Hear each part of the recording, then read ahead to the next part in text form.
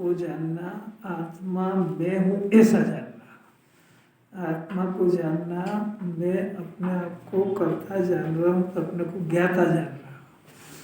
अपने को राग का कर्ता मान रहा है तो वितराग भाव का करना, ये ध्येय बनाना। ये कैसा काम है? काम नहीं है।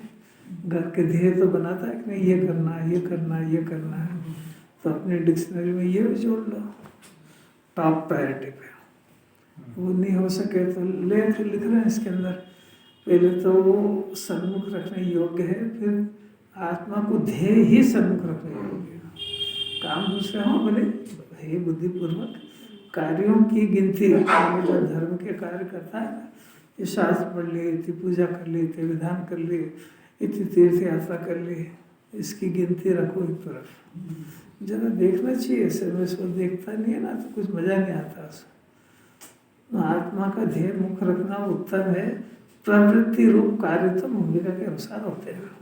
प्रवृत्ति होती है, पुण्य की भी होती है, पाप की भी होती है, भूमिका के अनुसार, तो ध्येय वो होना चाहिए। अब श्लोक हुआ अपना बहुत सुंदर, 203 नंबर का श्लोक हो गया। इसमें कि आखिर की 4 लाइनें बहुत समझने योग्य है, थोड़ी जल्दी में चल गई थी। देखो आखिरी की 4, पहले इसका श्लोक आज जो पढ़ लो, और तो कोई जो कर्म है वह कार्य है, इसलिए वह अकृत नहीं हो सकता, अर्थात किसी के द्वारा किए बिना नहीं हो सकता। और ऐसा भी नहीं है कि वह भाव कर्म जीव और प्रकृति दोनों की कृति हो, क्योंकि यदि दोनों का कार्य हो तो ज्ञान रहित प्रकृति को भी अपने कार्य का फल भोगने का प्रसंग आ जाएगा। और वह भाव कर्म एक प्रकृति की कृति भी नहीं है। वह भाव कर्म एक प्रकृति की कृति भी नहीं है, क्योंकि प्रकृति का तो अचेतन तो प्रकट है, अर्थात प्रकृति तो अचेतन है और भाव कर्म चेतन है। इसलिए भाव कर्म का कर्ता जीव ही है, और चेतन का अनुसरण करने वाला अर्थात चेतन के साथ अन्वय रूप से ऐसा वह भाव कर्म जीव का ही कर्म है, क्योंकि उद्गल तो ज्ञाता नहीं है। इसलिए भाव कर्म उद्गल का कर्म नहीं हो सकता। कैसी बात है ये जो यहाँ से ना, इसलिए ये है अपने को बात समझने की। यहाँ से कल तक हो गया आगे। हाँ, एक अकेली प्रकृति का कार्य नहीं, प्रकृति को अचेतन है। प्रकृति यानी कर्म का उदय, द्रव्य कर्म, वो जो है वो प्रकृति है, और वो प्रकृति उस भाव कर्म का करता है, यानी यहाँ जो वो द्रव्य कर्म, वो यहाँ एक परिणाम, ये परिणाम जीव का परिणाम, ये जीव में होता है। तो ये जीव में होने वाला परिणाम ये चेतन है, और वो प्रकृति जड़ है। अब वो जो प्रकृति जड़ है तो यहाँ जो परिणाम हुआ उसका कर्ता जीव ही है। आचार्य सिद्ध कर रहे हैं, क्योंकि आचार्य ने बहुत सारी बातें गाथाएं जीव अकर्ता है कि रखी है, कि जीव अकर्ता है, और यहाँ तक कह दिया कि जीव के अंदर जो राग द्वेष मोह का परिणाम होता है ये सारा जड़ है, ये जड़ है, जीव इसका कर्ता नहीं है। इतना तक कह दिया उन्होंने। वो इसलिए कहा कि उनको किसी भी तरीके से आत्मा का अनुभव कराना है। आत्मा का अनुभव कराना है तो पहले तो जीव अनादि से इस भाव कर्म का कर्ता अपने को मानता था कि ये परिणाम करना मेरा काम, और क्या करूँ, इससे ज़्यादा बेचारा जानता ही नहीं था। अब इसी का करता करता मान रहा था, तो आचार्य ने उसको कहा कि नहीं, ये तो करते ही नहीं, तो तेरे ज्ञान आनंद का भरा हुआ है, आत्मा ज्ञान आनंद करे, ये विभाग का करेगा, ये तेरा काम नहीं है। तो आचार्य से पूछा, भाई फिर कौन कराता है? भाई कर्म का उदय है, ये कराता है, तो तेरा ज्ञान स्वाभाविक है, तो अपने ज्ञान और आनंद को देख। जहाँ से ज्ञान उत्पन्न हो रहा है, द्रह उत्पन्न हो रहा है शांति का, आनंद का, तो उसको देख। इसका छोड़ दे कौन कराता है। फिर भी जिज्ञासा शांत कराने के लिए तो उद्गल का कर्म का उदय वो कराते हैं। अब उन्होंने इतना दबाव डाला इसके ऊपर, तो ये तो इतना भूला अंदर में किसी राग द्वेष है, तो फिर कहने लगा कि तो कर्म ही कराते हैं। अरे यार ये तो फिर बिगड़ गया।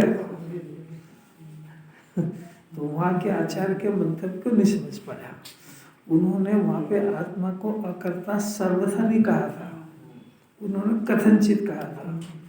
और कथनचित अकर्ता और कथनचित करता था।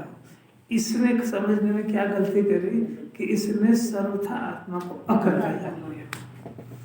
तो कितनी सावधानी से सुनने की बात होगी। बार बार आचार्य कहते आए थे कि अज्ञान दशा में आत्मा करता ही है, इसका नाम कथनचित है। अज्ञान दशा में आत्मा करता है। यदि इन परिणामों का कर्ता आत्मा नहीं होगा तो कोई दूसरा बन जाएगा, तो मोक्ष मार्ग से हाथ में नहीं आ पाएगा। फिर आत्मा को कुछ करना ही नहीं वास्ता नहीं, अगर ये करता नहीं। ये कर्ता जो मान रहा है, ये पहली बात है कर्ता मान रहा है, तो ये उसको स्वभाव जान रहा है। एक तो गलती ये हो गई। और स्वभाव जान रहा है तो जिन्हें भगवान ने उन कुंदाचार्य ने अपने को समझाया कि आत्मा अकर्ता है, तो वो सर्वथा अकर्ता समझ गया। वो एक नए से कह रहे थे कि कथनचित आत्मा अकर्ता है और कथनचित करता है। अकर्ता है और कर्ता एक कथनचित था, इसने सर्वथा समझ लिया, तो इसने आत्मा को सर्वथा अकर्ता जान लिया। समझ में आया? तो अकर्ता जान लिया तो आगे प्रश्न खड़ा हो गया कि मोह आदेश हो रहे हैं, तो इसका कर्ता कौन है? कि तुमने तो इसको अकर्ता कह दिया कि कथनचित करता है। ये कथनचित कर्ता का अर्थ क्या है कि जब तक ये जीव अपने स्वभाव को नहीं जानता है तब तक अज्ञानी हो गया। ज्ञान स्वाभाविक है और ज्ञान स्वभाव को कर्ता जानने से अज्ञानी हो गया, तो अज्ञानी की पर्याय में मोह राग द्वेष का जन्म होता है। तो वही जो जब तक ये जीव राग को स्व जानता है तब तक राग का कर्ता ही है, इसका नाम अज्ञान दशा। तो ये कथनचित करता है क्योंकि इसका राग द्वेष करता है ना, मैंने ज्ञान को जानते ही नहीं, तो राग को स्व जानता है। तो जिसको स्व जानेगा, जिसका स्वामी बनेगा, उसका कर्ता कौन? ये जीव है। पर ये है, परंतु ये इसका स्वभाव नहीं है, ये भी कहा था। और दोनों बातें समझना चाहिए ना। तो कथनचित करता है और कथनचित अकर्ता है। स्वभाव से अकर्ता है और राग आदि को स्व जानने से राग का करता है। ऐसा समझाया था। अपन तो एक हाथ पकड़ते जो अपने पक्ष की होती है, अकर्ता ज्यादा सरल है। तो इसने अकर्ता की ऐसी धुन लगाई कि वो राग जो हो रहा वो उसका भी कर्ता भूल गया। तो फिर आचार्य फिर से याद दिला रहे, देख देख स्वच्छंदी मत हो। ज्ञानी होने के बाद भी जितना जितना राग बच गया, उठते उठते राग का करता यही जीव है। तो जब ज्ञानी भी राग का करता है तो तू सर्वथा करता कैसे बन गया? समझ में आया? इतना कहा है आचार्य इसमें। तो अब कर्ता की खोज कर रहे हैं कि राग आदि का परिणाम कौन है, कि भाई देखिए जीव ही कर रहा है। वो कर्म को अभी हमने कहा था, वो कर्म नहीं करा रहा है क्योंकि वो प्रकृति, कर्म है ना, प्रकृति वो है पुद्गल द्रव्य, उसमें चेतनता नहीं है। वो तेरे परिणाम को कैसे कराएगा? क्योंकि तू तो चेतन है और वो अचेतन है, तो अचेतन चेतन में कैसे घुसे? उसको क्या पता है कि मैं कौन से जीव को जाके राग करूँ? तो वो कैसे कराएगा? तो तू माने वो नहीं करा रहा है, तू खुद कर रहा है, इंटरेस्ट पूर्वक कर रहा है। वो अचेतन है। उसके बहुत सारे आचार्यों ने तर्क दे दी। यहाँ तो अमृतचंद्राचार्य ने दो ही तर्कों की बात करी है कि भाई वो अचेतन है और यदि वो कराए तो उसका फल उसको भोगना पड़ेगा, पर वो कहाँ भोगता है? भोगता तो ही है। इतना आचार्य ने सिद्ध करा इसमें। अब ये अपने सोचने की बात है कि राग द्वेष अनादि से चल रहा है, ये जीव कर रहा है। अगर ये जीव राग द्वेष का सर्वथा करता हो तो ये राग द्वेष के अभाव की सत्ता करने की बात खत्म हो जाएगी इसके, क्योंकि तो स्वभाव बन गया। सर्वथा अकर्ता हो तो फिर संसार और मिथ्या दर्शन में सब खत्म हो जाएगा। तो दोनों बातें जरूरी हो गई, अकर्ता भी है और कर्ता भी है। अब आचार्य कह रहे हैं कि भाई यदि तू मोह राग द्वेष के परिणाम का करता है। तो ये बताओ कि वीतराग भाव का कर्ता कौन बनेगा? वही बनेगा। अभी आप तो बहुत होशियार हो, अभी अज्ञानी से बात चल रही है, तेरे वीतराग भाव करना भी है कि नहीं? क्या हाँ सब करना तो है। अब तू तो इसका कर्ता बन के बैठा है, तो वीतराग परिणाम कौन करेगा तेरे अंदर में? बस ये कह रहा है कि बस भगवान आप करा दोगे, यहीं से फिर मिथ्या दर्शन खड़ा हो गया। बात समझ में आ रही है? तो जब ये राग वीतराग भाव करने का आचार्य से प्रश्न करेंगे, आचार्य सामने बैठ के समझा रहे हैं, बस ये अपनी चर्चा कर रहे हैं अपने से कि भाई तू बता क्या तेरे को तो वीतराग भाव करना है ना, तो तू तो राग का कर्ता बन के बैठा है, तो वीतराग भाव हम किससे करवाएंगे? तो ये खुद ही पूछेगा, हाँ बात तो आपकी भी सही है, मैं वीतराग भाव में करूँ कैसे करूँ? कि तू पहले इसका अकर्ता बन। समझ में आया? इसका कर्ता स्वामी बना छोड़ रहे, फिर हम तेरे को वीतराग करने की बात बताएंगे। अब समझ में आया कैसा घुमाया आचार्य? ये ज्ञान की एक्सरसाइज है। शरीर में कोई रोग हो ना तो फिजियोथेरेपी जा, वो क्या कराएंगे? वो अंग आपका कमजोर हो गया, आप एक्सरसाइज करो, तो ऐसा इसका ज्ञान कमजोर हो गया, ये डिसीजन नहीं कर पाता, ये हर समय लौकिक काम में भी कंफ्यूज होता है, ये करूँ कि ये करूँ, ये अच्छा है कि ये अच्छा, डिसीजन नहीं कर पाता है। जब पहले बता चुके हो कि कर्ता कर्म की क्रिया एक द्रव्य में होती है, तो जो राग का करता है तो वो वितराग का भी करता ही है। हाँ ये होएगा ना, पर अभी वितराग का करता है। जब इसको कुछ करने की सूझे तो जब कहेंगे कि भाई तेरे को करता ही है तो फिर वितरागता को कर, राग को क्यों करता है? जिस परिणाम से दुखी होता है, जिससे कर्म बनते उसको क्यों करता है? फिर अब तो जब करता ही है तो फिर वितरागता को कर। दोनों का कर्ता होएगा ज्ञान, क्योंकि उसकी सत्ता में हो रहा है ना। तो ज्ञान जीव जो है परिणमन अभाव से यह परिणति स कर्ता, ये ज्ञानी है, उसके अंदर जो जो परिणाम हो रहा है उसका कर्ता ज्ञानी है। अब सब बहुत सारे एंगल सब बता रहे हैं आचार्य कि भाई उसमें जो है द्रव्य को को बताया था, वस्तु स्वरूप को ख्याल में रखो, वस्तु त्रिकाल तो अकर्ता है, अब उसमें कर्ता सिद्ध करना है, वो उसी को अकर्ता सिद्ध करना है, तो अब त्रिकाल स्वभाव तो अकर्ता ही है। राग द्वेष मोह प्रकृति करा नहीं सकती है, और यहाँ हो रहा है तो सत्ता मंजूर करना पड़ेगी ना, एक द्रव्य एक पर्याय, तो स्वभाव को देखेगा तो अकर्ता है, वो कराता नहीं है, फिर ये कर्ता कौन है? आपने उसका भी निषेध कर दिया कि भाई ये जो है इसको बिल्कुल स्वतंत्र छोड़ दे, ये सब ये जो पर्याय है ये एक समय की पर्याय स्वतंत्रता से कर्ता कर्म करण संप्रदान अपादान उसका एक ही पर्याय का उसी में लागू पड़ता है। तो वो जो पर्याय है राग द्वेष की, मोह की, कर्म की, राग का कर्ता कौन है? कि राग का कर्ता रागी कर्ता, रागी कर्म, रागी कार्य, जीव अकर्ता रख कर के बात सिद्ध करिए। वो जो पर्याय है बिल्कुल षड कारक से स्वतंत्र रूप से अपना कार्य कर रही है, जीव अकर्ता भी है और उसने कर्म कराया भी नहीं है। इतना तक जीव को लाना है यहाँ पे। अभी इस बात को रखो अभी एक कोटे में रख लो। अभी आचार्य इसमें सिद्ध कर रहे हैं, देखना जरा। अचेतन प्रकट है, प्रकृति का अचेतन है, तो भाव कर्म चेतन है, इसलिए भाव कर्म का कर्ता जीव ही है। जीव माने कौन सा? त्रिकाली नहीं, वो जो पर्याय है उसको भी जीव कहते हैं, क्योंकि जीव द्रव्य की पर्याय जीव ही होती है।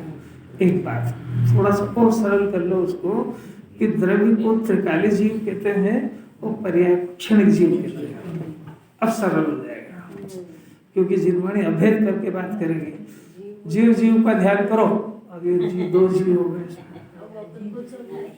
अपन समझ नहीं पाता है। तो एक द्रव्य है, एक पर्याय। फिर ये शास्त्रीय बात हो गई कि भाई एक निश्चय जीव और एक व्यवहार जीव है। अब वो द्रव्य पर्याय भी तो नहीं समझ पा रहा है। एक त्रिकाली जीव, एक क्षणिक जीव है।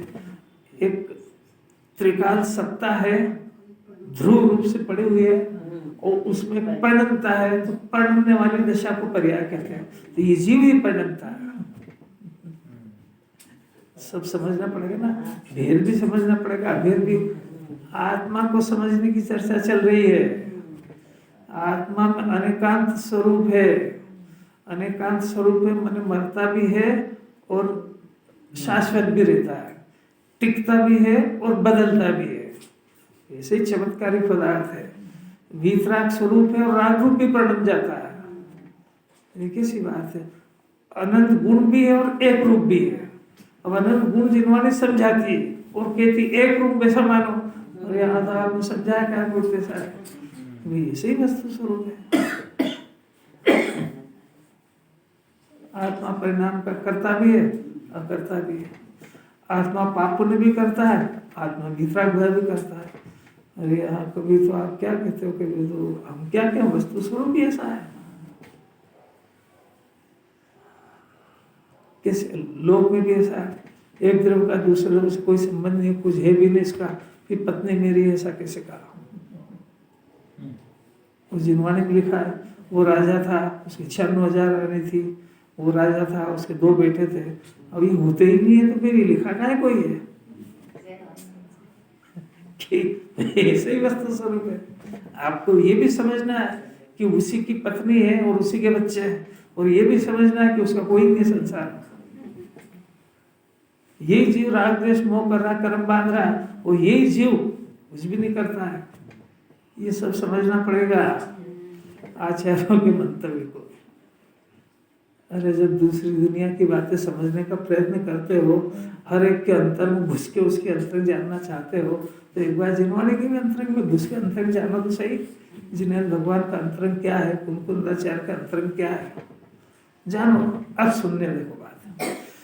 ये जो रागादि का परिणाम है, ये चेतन का अनुसरण करने वाला, यानी चेतन के साथ अन्वय रूप रहने वाला, चेतन के परिणाम रूप ऐसा भाव करना ही है। ये है बात समझने की, जिसके लिए मैंने इसको रोका था। जो भाव कर्म का परिणाम है वो चेतन का अनुसरण करके पैदा होता है। भाव कर्म का परिणाम चेतन नहीं है, अनुसरण करता है। समझ आया? अब ये भाव कर्म का जो परिणाम है वो चेतन का कह रही है ना, और मैं अभी जिनवाणी कह रही है, और अभी कह रहे कि ये भाव कर्म का परिणाम चेतन नहीं है, ये विभाव है, पर ये चेतन का अनुसरण करके करता है, इसलिए इसका नाम भाव कर्म है। और इसलिए चेतन की पर्याय कहते हैं। ये चेतन की पर्याय नहीं है। अगर चेतन की पर्याय होगी तो इसका अभाव करने की बात खत्म हो जाएगी। आखिर अमृत चंद्राचार्य को कुछ कहना है कि कोई फटाफट पढ़ो, आगे बढ़ो, हो गया पूरा, ऐसा नहीं है। भाव कर्म चेतन का अनुसरण करने वाला परिणाम है, और ये विभाव है, और कर्ता चेतन का अनुसरण है। अनुसरण बने आत्मा बना हुआ द्रव्य रूप पर्याय का पिंड है, तो द्रव्य तो त्रिकाली एक रूप रहता है। पारणामिक भाव ध्रुव अनादि अनंत, जिसका ध्यान करने से सम्यक दर्शन होता है, और जिसके ध्यान में लीन होने से परमात्मा बनते हैं। ये तो एक वस्तु है, त्रिकाल है। ये हो शुद्ध परमात्मा छू एम नक्की करो, ये है जीव वास्तविक, जो तीनों काल एक रूप विराजमान है, अनंत गुणों को पी के बैठा है। पारणामिक भाव है, जिसको ये जीव अनादि से भूला है, जिसको भूला है उसको याद कराने के लिए जिनदेव के दर्शन कराते हैं कि वो अपने पारणामिक भाव में बिल्कुल उनकी पर्याय समा गई है पूरी। उनकी जो ज्ञान की पर्याय है उसमें ऑटोमेटिक लोग झलक रहा है, पर उसको फुर्सत नहीं अपने पारणामिक भाव को देख के बाहर आने से। कैसी बात है? कल जो बात आई थी कि भाई ये जीव अपने को कर्ता मान रहा है, अनादि से मान रहा है, तो कर्ता बुद्धि क्यों खड़ी हुई? कि स्वभाव को भूलने से खड़ी हुई। इतनी बात तो मुंह से समझ गया है ना। जो इतनी नहीं समझता वो तो अभी उसको क्या समझाए कि भाई मेरे को पता है कि मैं स्वभाव से करता हूँ और ये कर्ता बुद्धि मेरे को परेशान कर रही है, तो मेरे को ऐसा कोई ना कोई चाहिए जो बार बार मेरे को याद दिलाए कि मैं अकर्ता हूँ, तो वो है जिन्हें परमात्मा। अब तेरे को याद करना हो तो जा उनके पास। अब तू तो कह के बस एक बार ढो गया है, नमोकार मंत्र सुनाया है, शामिल चढ़ा है, छुट्टी, तो तेरे को अकर्ता स्वभाव याद कौन दिलाएगा? बात नहीं समझे। तो जब जब जाओ मत जाओ, यहाँ याद कर लो करता स्वभाव। पहले तो कोई बताने वाला चाहिए, फिर यहाँ याद कर लेगा। तो वहाँ जाओ, उनका बैठो शांति से, वो क्या बता रहे हैं ये देखो कि तू तेरे अंदर जो कर्ता बुद्धि की बीमारी है उसका इलाज है अकर्ता स्वभाव को देखना। अब तू नहीं देख पा रहा तो हमको देख, हम क्या कर रहे हैं। तो हम भी अकर्ता स्वभाव, अकर्ता है ये नास्ति से, ज्ञाता है ये अस्ति से। जिन्हें परमात्मा ज्ञाता स्वभाव में डूबे हैं माने जिन्हें परमात्मा माने वो उनके आत्मा की पर्याय जो अनंत चतुष्टय को प्रकट कर चुकी है, वो पर्याय क्या काम कर रही है कि वो पारणामिक भाव में डूबी हुई है। ये दिखा रहे हैं, वो ये दिखा भी रहे हैं और आपको याद भी दिला रहे हैं। याद करना किसका काम है? अभी वहां पे क्या याद करता है? ये इसकी बलिहारी है। अभी तो इसकी जिसको महिमा आ जाए तो लौकिक काम करने जाएगा वहां पे। इतना विवेक डिसीजन नहीं कर सकता है कि ये जहाँ मैं जा रहा हूँ उसकी मेरे जीवन में आवश्यकता है भी कि नहीं है। मरे जा रहा है मतलब कुछ सुनता है कि नहीं, कुछ बुद्धि है कि नहीं है वापरने की। जो बात यहाँ से इस जन्म के बाद अगले जन्म तक साथ जाएगी उसकी तो परवाह नहीं है, और जो यहीं छूट जाएगी उसका रोना रो रहा है। तो कुछ समझता है? खाली सुनते ही है, समझ तो कुछ डेवलप हो ही नहीं रही है। बोलू है पूरा नहीं आ रही समझ। अरे अपना खुद का कैरेक्टर देखो, दूसरे से क्या पूछना। इसको झाके उसको झाके कोई क्या करता है। किसको छोड़ना किसको पकड़ना इतनी तो बुद्धि आना चाहिए। अगले जन्म क्या चीज जाएगी साथ कि जो तू परिणाम कर रहा है, जिसमें तेरे संस्कार पड़ रहे हैं, जो तेरे को बार बार संयोग याद दिलाते हैं, कि स्वभाव याद दिलाते हैं, तो जो याद दिलाते हैं उसके तेरे अंदर पड़ते हैं संस्कार, तो ये साथ में लेके जाएगा। अब समझ में आया क्या लेके जाएगा? वो कर्म का पोटला, वो तो इसको दिखेगा ही नहीं। वो कर्म बनते और कर्म अगले जन्म साथ लेके जाएगा, इतना तो कौन ज्ञान लगाए। पर ये तो दिख रहा है कि नहीं आती बात समझ। अरे जिसमें दिन भर माथा लगेगा ना, रात को उसी के विकल्प चलेंगे, उसी के सपने आएंगे। अपने को जीनियों को सत्य व्यसन नहीं होते तो किसी को आता है क्या सत्य व्यसन का सपना कि मैं फलाने देव के पास गया और ये करके आया और वो करके आया और ये चढ़ा, आएगा ही नहीं उसको जीवन में, क्योंकि उसके दिन भर के कैरेक्टर में नहीं है। मुनिराज को तो ऐसा आता है, नींद तो आती ही नहीं है, ये आया मोक्ष, ये आया। ज्ञानी को तो ये दिखता है, अंदर अंदर आत्मा दिखता है। दिन भर आत्मा का विचार करेंगे, दिन रात आत्मा का चिंतन मधुर संभाषण में वही कथन, तो वही कथन जो चल रहा है उसी का विचार चलता है अंदर। एक गुण को पकड़ लिया मस्त हो जाते हैं अंदर ही अंदर। इसमें प्रश्न है पंडित जी, चेतन का अनुसरण करने वाला जो भाव कर्म है ना, चैतन्य का ही अनुसरण करता है, तो फिर केवली भगवान तो वो भी चैतन्य का अनुसरण करे, तो वहां क्यों नहीं होते? अभी भाव कर्म को जीव का परिणाम ही नहीं ये कह रहे हैं। हाँ। और वो पैदा कैसे होता है वो बता रहे हैं। चैतन्य का और अनुसरण करते अभी हुए जरा शांति रखो, जब मैं खुद ही समझा रहा हूँ अभी तो कि ये जो है जीव जो द्रव्य गुण पर्याय लिया ना जी, तो इसमें परिणमन होता है। तो इसमें जो भरा हुआ ज्ञान, तो ज्ञान तो इसमें से पैदा होता है निरंतर। ज्ञान के पर्याय तो प्रवाह रूप में से निकलती है। इसको जानने के लिए कोई अभ्यास से किसी की जरूरत नहीं पड़ती है। राग के लिए तो किसी की जरूरत पड़ती है, क्योंकि राग तो बाहर से आने वाला है और ये अंदर से उत्पन्न होता है।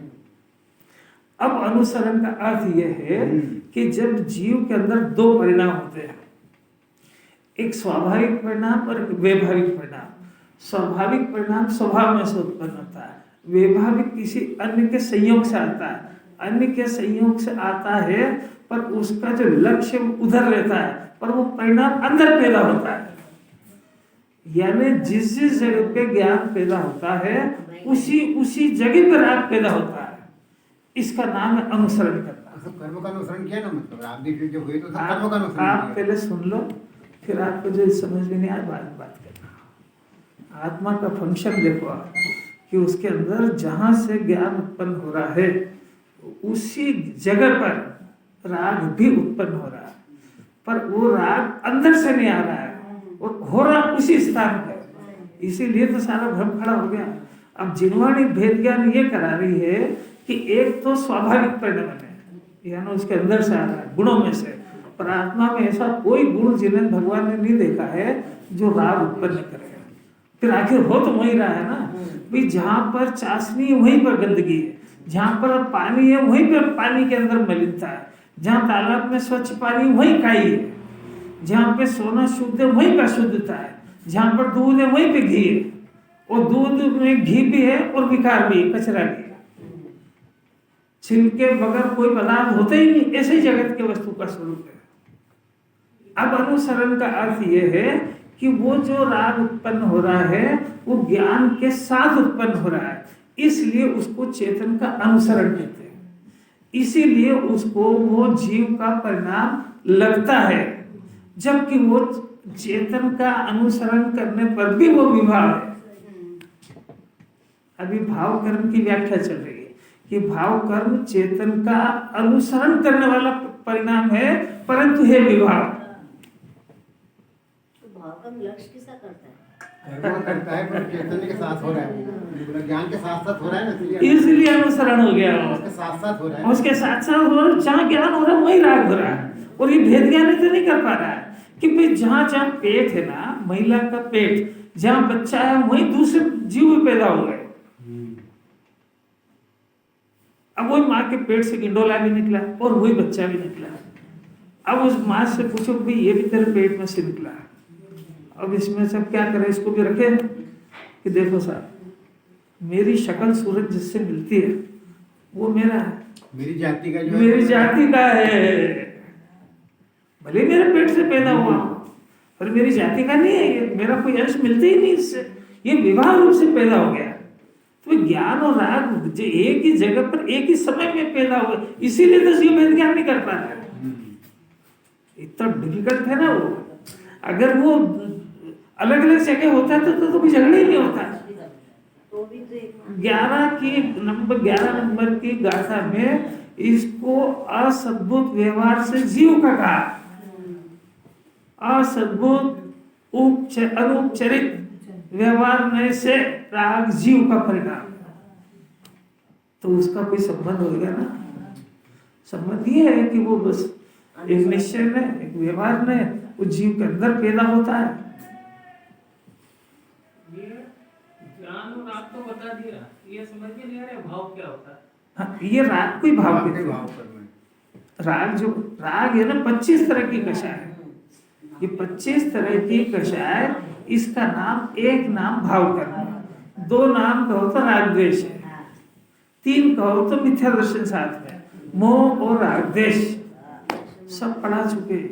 यार बोलो तो कौन मानना है लोग। फिर उसके दर्शन में राग द्वेष कहोगे तो स्वभाव में कैसे जाएगा? हाँ ये तो बात है, इसलिए तो सोचना है। भाई यही तो बात बता रहे हैं, उसका उत्पत्ति स्थल अगर इसको समझ में आ जाए, इसका जन्म कैसे होता है तो नाश करना बहुत इजी हो जाएगा। अब ये जन्म स्थल भी तो नहीं समझ पा रहा है, क्यों नहीं समझ पा रहा? उसका कारण क्या है कि दोनों एक जगह पर एक साथ हो रहे। अब दोनों एक जगह पर एक साथ होने पर एक जीव का है और एक जीव का विभाविक परिणाम कहो, होता जीव में इसलिए वैभाविक कह दिया, और उससे विपरीत जाति का है इसलिए उसको अचेतन कह दिया, उसको भाव कर्म कह दिया। अब प्रश्न चल रहा है कि कौन करता है? ये जीव करता है। अब जीव कैसा करेगा कि भाई रागद्वेष मोह वो परिणम रहा है, तो जो वो जिस समय में रागद्वेष रूप परिणम कर रहा है उस समय ज्ञान है कि नहीं? ज्ञान तो है, तो ज्ञान रूप परिणमन करना था तो विवाह रूप परिणमन कर रहा है। यानी वो जो माँ है वो बच्चे को तो दूध नहीं पिला रही है और उसको भी दूध पिला, उसको भी अवेयर रही है। नहीं आना चाहिए। श्रीमद जी ने लिखा कि भाई उनका जो शरीर है वो सूख गया पूरा ऐसा। उन्होंने कहा थोड़ा शरीर का भी ध्यान रखा करो कि भाई ये 2 बगीचे हैं, मेरे अंदर से जो पानी निकलता है वो मेरा आत्मा पिता वो पुष्ट हो रहा है, अब इस खेत में पानी नहीं जा रहा, सूख रहा है, मैं क्या करूँ। अब अपनी पोजीशन देखो कि अपने अंदर से ज्ञान उत्पन्न हो रहा है, वीर शक्ति सब है, अब इसमें आत्मा तो कमजोर हो रहा है और 5 इंद्रिय के विषय के साथ पुष्ट हो रहे हैं, तो ये आत्मा की एनर्जी उनको दे रहा है। तो जिसको देना था, जो अपना ज्ञान था, जो पुष्ट होना था, जो ज्ञान पुष्ट होकर विकार से लड़ेगा, वो तो कमजोर हो रहा है, और जो 5 इंद्रिय के विषय के साथ वो पुष्ट हो रहे हैं। तो ये समझा रही जिनवाणी।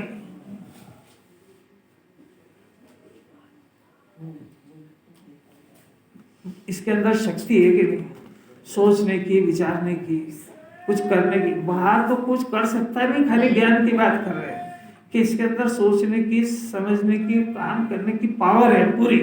तो अब वो सारी की सारी पावर परद्रव्य में लगा रहा है, उसमें तो अधिकार इसका है ही नहीं, पर लगा तो रहा है, क्या करें, नहीं है तो नहीं है। अब वो सारी शक्ति यदि इधर लगाए तो आत्मा का डिसीजन कर ले, तो अपने ज्ञान की पावर, अपने वीर शक्ति का जो है ज्ञान है, और जो वीर जिसके कारण ये सब पर्याय में ताकत आती है, वो अगर अपने शुद्धात्मा को समझने में लगाए तो समझ जाए, तो फिर विषय के शायद विकल्प टूटते जाएंगे अपने आगे, वो तोड़ना थोड़ी पड़ते हैं। इसकी एनर्जी उधर जाती तो फलते हैं। नहीं आ रही बात, समझ में आ रही कि नहीं? देखो अभी अपने अंदर कोई कषाय का परिणाम पैदा हुआ है ना, वो पैदा तो हो गया। अब वो कषाय को वो जब चेतती है, जब ज्ञान उधर टिकता है, उसमें एकत्व करता है तो फलती है वो, और ज्ञान कट्टी करने से होगी जो मेरा कोई संबंध नहीं इससे। जिसके पीछे हो रही ना कषाय, उससे भी मेरा कोई वास्ता नहीं, ये दुख का परिणाम है। आत्मा की तरफ चलो, तो बताओ कषाय कितनी देर जिंदा रहेगी? हुई तो है, होने से तो इनकार कर रही है। अब वो चेतती कब है? जब ज्ञान उधर होता है। अब ये ज्ञान करे क्या? इसको अपने में चेतना कोई सिखाता नहीं है, और उससे भेद ज्ञान कोई कराना सिखाता नहीं है, तो ज्ञान तो के पास तो काम रहा। इसी का नाम अनंतानुबंधी और मिथ्या दर्शन है। अनंतानुबंधी यानी कषाय की रुचि, मिथ्यात्व यानी कषाय की रुचि, और अनंतानुबंधी यानी क्रोध मान माया लोभ की प्रकृति। समझ में आया क्या? राग द्वेष का परिणाम, ये चारित्र की प्रकृति है। क्या कहा सुना? राग और द्वेष का परिणाम ये चारित्र की प्रकृति है, पर इसको भला मानना ये मिथ्यात्व की प्रकृति है।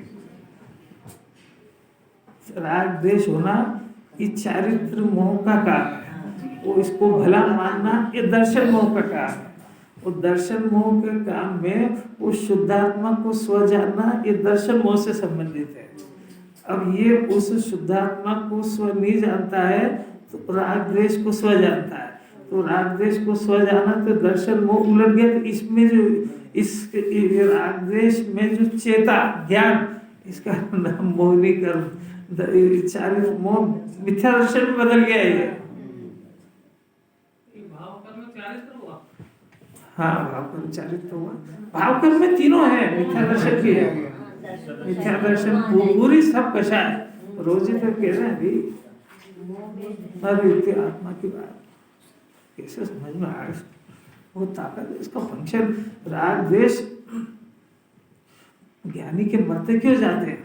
क्योंकि जो दर्शन मोह चला गया ना, तो उसमें चेतना ही बंद हो गया उसका, तो उसमें चेतना बंद हो गया, तो उसका ज्ञान की परिणति तो निरंतर आत्मा में चेतती है, और आत्मा में चेतने की वजह से ये पैदा होते रहते और मरते रहते हैं। ये तो जब पनपता है जब इसको देख करके इसका सिंचन किया जाए।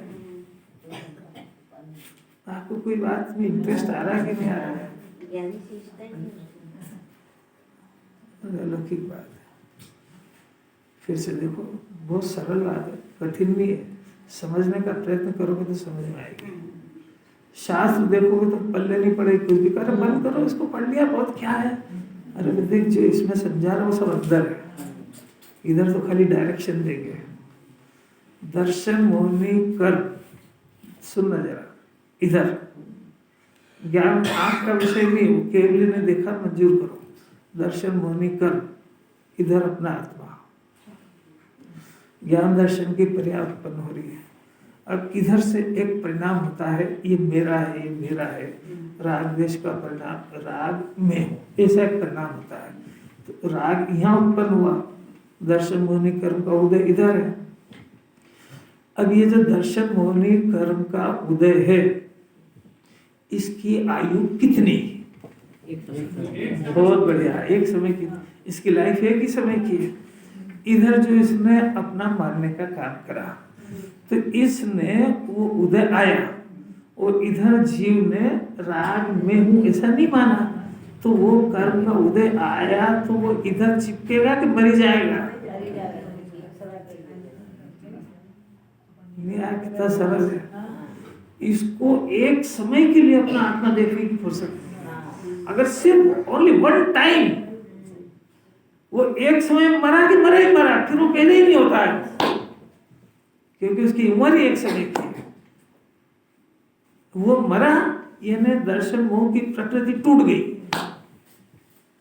यानी दर्शन मोहिनी कर्म एक समय के लिए उपशम हो गया। उपशम हो गया तो इधर आत्मा का जन्म हो गया, सम्यक दर्शन का जन्म होता है।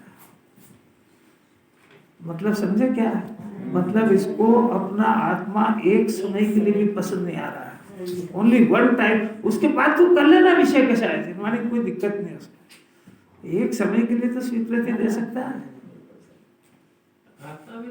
वो जब वो उधर एक समय का है, अब वो आया था निर्जरा होने के लिए, और इसने बंधन करा इसे।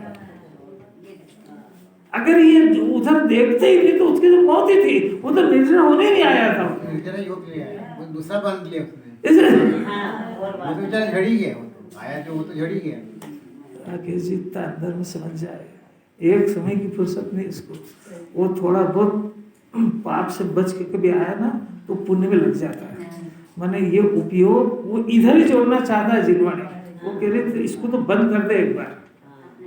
जिनवाणी बंद करने पर आत्मा के नेत्र खुलते हैं। उस मूर्ख के लिए बात नहीं जिसमें खोली नहीं हो। जिसके लिए दवा है उसी को लेने की। जो इसमें चिपका हुआ इसको नहीं छोड़ना चाहता उसकी बात चल रही है कि बस ये तो बार बार यही बताएंगे, 415 तो यही बताते रहेंगे, तो बस यही सुनेंगे कि कभी कुछ करेंगे सही।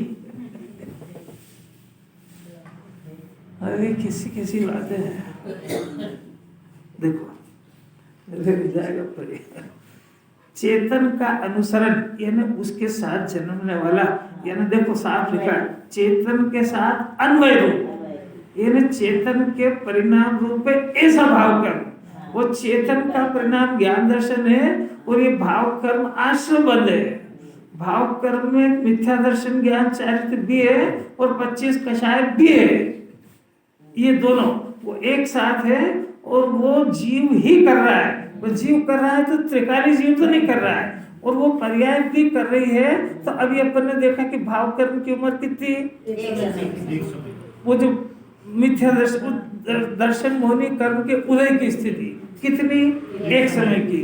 तो ये जो जीव की पर्याय अपने द्रव्य को भूल करके और ये भाव कर्म रूप परिणमित हुई, इसकी उम्र कितनी, इसके लिए एक समय की। यानी इसका जो है ये भाव कर्म रूप परिणमन होना, ये अभी इस पूर्व की पर्याय में मिथ्या दर्शन ज्ञान रूप परिणमित हुआ तो अगली पर्याय भी करे ऐसा कोई जरूरी नहीं है। इसलिए मोक्ष मार्ग खुला पूरा। ये चेतन के परिणाम रूप का मतलब क्या हुआ? इतनी देर से और क्या समझा रहे हैं? भाव कर्म भाव कर्म अलग चीज है। नहीं, वही है चेतन चेतन का परिणाम रूप। चेतन के दो परिणाम है, एक जीव का परिणाम, ये भी चेतन का ही है, और वो परिणाम चेतन का नहीं होने पर भी चेतन में हो रहा है, इसलिए चेतन का कहा जाएगा। पर एक स्वाभाविक और एक वैभाविक है। ये आपको बार बार तो समझा रहे हैं कि भाव कर्म वैभाविक परिणाम है, वो जीव का परिणाम नहीं है, पर वो चेतन का कह रहे हैं क्योंकि वो सर्वथा जड़ का नहीं है। वो उनके लक्षण जानने के लिए जड़ का है, क्योंकि उसमें ज्ञान का जाननापना नहीं है। अच्छा है, बहुत बारीक चर्चा है, जब उपयोग को लगाओगे। जीव के अंदर से दो परिणाम हो रहे हैं, एक जानने रूप परिणाम और एक भाव का मिथ्या दर्शन ज्ञान राग का परिणाम। अब ये जो दो परिणाम है, तो स्वभाव और विभाव का भेद ज्ञान कराने के लिए भेद ज्ञान 3-4 तरह के बताए थे। स्वपर का, स्वभाव विभाव का, मलिन पर्याय निर्मल पर्याय का। तो अब ये सब आपको याद रखना चाहिए। अभी उसका अंदर से होने पर उसके परिणाम में भेद ज्ञान कराने के लिए एक चेतन का परिणाम है और एक जो भाव कर्म, इसको भी चेतन का कहा। पर जब अंदर का भेद ज्ञान कर रहे हैं तो ये परिणाम को जड़ का कह रहे हैं। क्यों कह रहे हो आप जड़ का? इसलिए कह रहे हैं कि ज्ञान लक्षण जीव के परिणाम है और इसके अंदर ज्ञान लक्षण नहीं पाया जाता। तो ज्ञान लक्षण नहीं पाया जाने से इसको अपनी जाति से भिन्न कहने के लिए इसको जड़ के खाते में डाल दिया। हो रहा है जीव में, कह रहे हैं कि विभाव है नंबर 1, ये जड़ है नंबर 2, यानी ये किसी को जानता नहीं। चेतन का परिणाम उसको कह रहे हैं जो स्वपर दोनों को जानता है, यानी इस परिणाम को भी जानता है। यानी जो बुखार का परिणाम हुआ, इसी शरीर में बुखार होने पर एक विभाव है और एक स्वभाव है। विभाव इसलिए कि दुख देता है, तो रागादि का परिणाम ये जो है ये पर के आश्रय से जुड़ने पर पैदा होता भले जीव में। ये कितना कठिन भेद ज्ञान है। ये नहीं होगा तो जो आखिर मुनिराज जंगल में करते क्या है? इसी विभाव को तो पछाड़ते हैं और ये विभाव को पछाड़ते और स्वभाव की महिमा लाते जाते, टिकते जाते। ये फिर पैदा होता है, फिर मरता जाता है। ये पैदा होता ही मरने के लिए, ये तो चेतते ही जब है जब जीव उसमें जुड़ता है। चेतन का परिणाम अनादि अनंत है, ये भाव पर एक समय ये नहीं, ये भी अनादि से चल रहा है, अनंत नहीं चलेगा। चेतन जो है, चेतन पहले त्रिकाली आत्मा, इसकी लाइफ टाइम कितनी? अनादि से अनंत काल तक देगा। अब इसमें से दो परिणाम पैदा हुए, एक राग द्वेष मोह का और एक जीव का, यानी जानने रूप। तो जानने रूप तो अनादि से अनंत काल तक चलता रहेगा, क्योंकि वो द्रव्य के आश्रय से हो रहा है। अब ये जो परिणाम है अनादि से चला आ रहा है, पर अनंत काल नहीं चलेगा। ये मौत के लिए पैदा हुआ है, ये मरने के लिए पैदा हुआ है। एक समय का ये है तो पर्याय की जब बात करेंगे तो हर पर्याय एक समय की, जब द्रव्य की बात करेंगे तो द्रव्य अनादि अनंत है। तो एक समय करते करते अनंत काल आ गया। तो अनंत काल आने पर भी जानना देखना इसका अनंत काल तक जारी रहेगा। भले उल्टा जान रहा है, बोली चलता रहेगा, उल्टा जाने सीधा जाने, ये प्रकरण अलग है। पर जानने का लक्षण अनंत काल तक चलेगा। क्यों? क्योंकि वो आत्मा के आश्रय से पैदा हो रहा है। और जो भावकर्म का परिणाम है ये भी चला आ रहा अनादि से, क्योंकि अनादि से आत्मा को बोला है। पर ये अनंत काल तक चलेगा नहीं, ये आया है मरने के लिए। वो जिंदा इसलिए रहता है कि ज्ञान का सपोर्ट उसको मिलता है। यानी ज्ञान का सपोर्ट माने उसको एनर्जी जो देता है वो ज्ञान देता है कषाय को। समझ में आया? कोई दूसरा नहीं देता है, ये घर में ही देता है। दृष्टांत तो आपके सबको परिचित है, बुरा लग जाएगा इसलिए नहीं देता हूँ, पर फिर भी दे देता हूँ, समझ झट आएगी। घर के अंदर जो बहू आई है वो कहाँ से पैदा हुई? वो इस घर में पैदा हुई कि कहीं से आई है? कहीं से आई है। अब वो घर की मालकिन है। अब घर की मालकिन सासू है कि वो बहू है? अच्छा, दो ही है, जब तो बहुत बढ़िया। अब वो थोड़ा बहुत सासू को दबाने लगती है, तो फिर सासू क्या करेगी? थोड़ा सा डांटेगी। अब डांटने पर क्या होएगा कि यदि उस बहू रानी को अपने बेटे का सपोर्ट होएगा तो सिर उठाएगी, और अगर बेटे ने कह दिया कुछ नहीं, जो मेरे माँ बाप कह रहे हैं वही चलेगा, चाहे वो गलत हो, इस घर के अंदर चलेगी तो किसकी? माँ और बाप दो ही की। अब वो कितना सिर उठाएगी? आगे समझ में सब। तो ये रागादि का परिणाम भी ऐसे ही है। इसको ये आग मुद्दा घर के अंदर, ये कहता 5 इंद्रिय के विषय लाओ, यहाँ चलो घूमने, वहाँ चलो। जिन्होंने सुना नहीं चलना, क्या पहले वहाँ चलो, लोग संबंध निभाएंगे हम वहाँ पे। इतना डिसीजन नहीं कर पा रहा है, तो अब वो क्या करेगा? अब ये अगर उस राग पैदा हुआ कि वहाँ चलो ये खाओ वो खाओ, अब अगर ज्ञान का सपोर्ट हो कि नहीं, जिन्हें भगवान का आदेश है सबसे पहले आत्मा की बात सुनेंगे और इसको करेंगे, मानी जाए, तो राग जिंदा रहेगा कि मर जाएगा? मेरे को कोई कहने की जरूरत नहीं उसमें। अब इतना मेरे को क्लियर करना पड़ा, क्योंकि उसको सपोर्ट इसके घर के मेंबर का होता है, समझ में आया? और घर का मेंबर ज्ञान है, और इसके माँ बाप जब तक अपने आत्मा को नहीं जाने अलग परमात्मा है, तो ये जो भी डिसीजन लेना हो अपने माँ बाप की आज्ञा से ले। नहीं आ रही समझ में? चरणान योग में सारी बातें लिखी है, यहाँ जिनवाणी में भी द्रव्यानुयोग में रोज बताते हैं, आत्मा का अनुसरण करके जो परिणाम होगा वो आत्मा का है, वो जो पर के अनुसरण करके जो परिणाम होगा पर का है, और अगर पर का राज तेरे अंदर चला तो बहुत दुर्गति होगी तेरी।